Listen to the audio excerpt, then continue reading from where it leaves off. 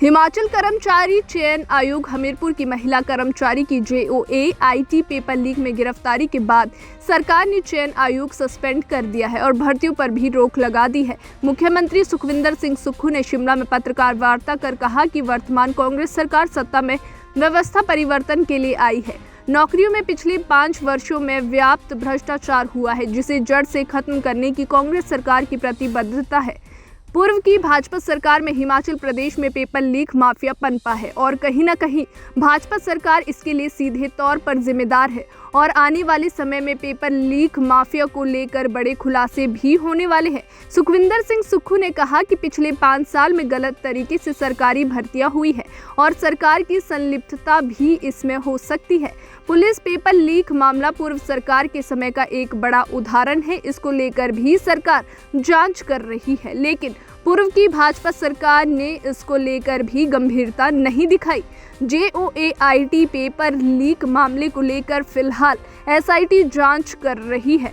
सरकार ने सभी भर्तियों को पोस्टपोन किया है और अगले 60 दिन के बाद फिर से भर्ती प्रक्रिया शुरू हो जाएगी, क्योंकि आयोग की कार्यप्रणाली पर सवाल उठे हैं। ऐसे में भर्तियों को जारी नहीं रखा जा सकता।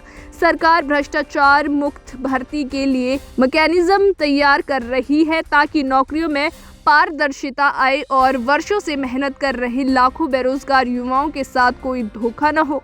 मुख्यमंत्री ने साफ दावा किया है कि हिमाचल में जीरो टॉलरेंस करप्शन फ्री सरकार देना कांग्रेस का वादा है और इसी दिशा में सरकार आगे भी बढ़ रही है। हमारी सरकार ने हिमाचल के युवाओं को विश्वास दिलाया था कि जितने भी घोटाले नौकरियों से संबंधित हुए हैं, हम जनता की अदालत में उसको लाएंगे। इसी दृष्टिकोण से 25 दिसंबर को JOIT का पेपर होना था। उस संदर्भ में जिन पर हमारे पुलिस विभाग ने नजर रखी हुई थी,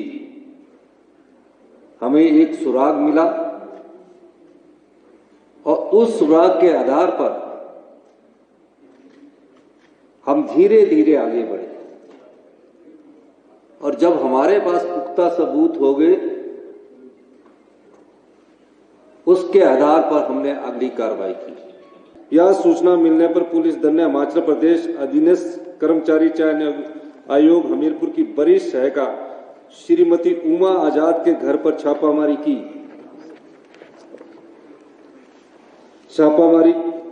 जहां की शिकायतकर्ता को प्रश्न पत्र सौंपने के लिए ले जाया गया था।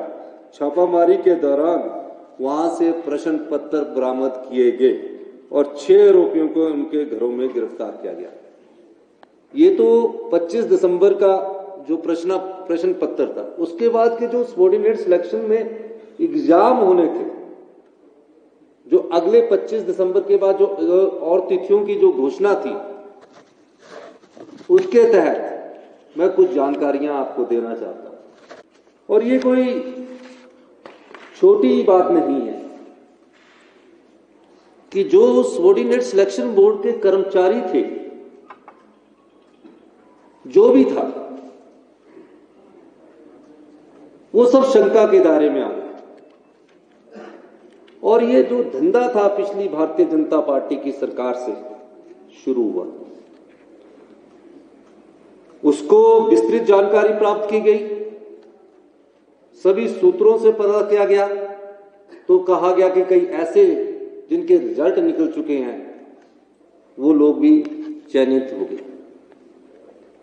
तो आगे की परीक्षाएं होंगी, हम उस पर अध्ययन कर रहे हैं कि किस प्रकार से ट्रांसपेरेंट तरीके से हिमाचल के 14 लाख युवा है जो अपने मन में एक सरकारी नौकरी का सपना सुजोए रखते हैं, हमेशा सोचते हैं कि पढ़ लिख कर हमें सरकारी रोजगार मिलेगा।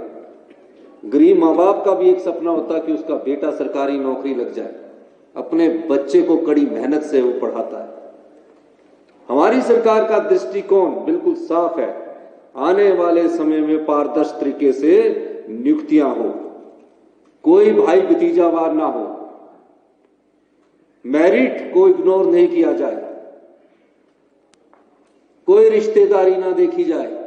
बड़े दुख के साथ कहना पड़ता है कि पिछली 5 साल की भारतीय जनता पार्टी की सरकार ने अपनी आंखें मूंद रखी थी। अयोग्य उम्मीदवार चुने जा रहे थे, पेपर खरीदे जा रहे थे, पर भारतीय जनता पार्टी की पिछली सरकार के कान पर जूं नहीं रेंग रही थी। उदाहरण एक सामने आया, पुलिस भर्ती पेपर हुआ, मामला पता लगा कि पुलिस भर्ती पेपर लीक हो चुका है। उससे पहले भी एक मामला सामने आया, विधानसभा के पटल पर हमारे सदस्यों ने आवाज उठाई कि पेपर लीक हो चुका है, लेकिन भारतीय जनता पार्टी ने अगर आंखें मूंद ली है उस सरकार ने, तो ये हिमाचल की जनता के साथ भारतीय जनता पार्टी की सरकार ने हिमाचल के लाखों युवाओं के साथ बहुत बड़ा धोखा किया है। इस धोखे का जवाब भारतीय जनता पार्टी को देना पड़ेगा। 14 लाख युवा जो उस सरकार से आशा लगाए बैठे थे, उस आशा के अनुरूप उन्होंने कार्य नहीं किया है। इसलिए हमने फैसला किया है कि अगले 60 दिनों में पूरे भर्ती प्रक्रिया में पारदर्शिता लाई जाएगी और जो हम जो एग्जाम करवाएंगे वो पूरे पारदर्शिता तरीके से आगे लाएंगे। और जो भी पेपर लीक करने वाले सम्मिलित होंगे उनके तहत एक्ट में हम प्रोविजन देख रहे हैं कि कोई स्ट्रिक्ट एक्शन कैसे लिया जा सकता है, उस दृष्टिकोण से भी हम कार्य कर रहे हैं। इसलिए मैं आप लोगों से ये कहने आया हूं कि जो सरकार पिछली थी उस सरकार की भी गलतियां हैं। हम सारी जानकारी अभी और एकत्रित कर रही है। कुछ और सनसनीखेज जानकारियां हम आने वाले वक्त में आपके सामने लाएंगे।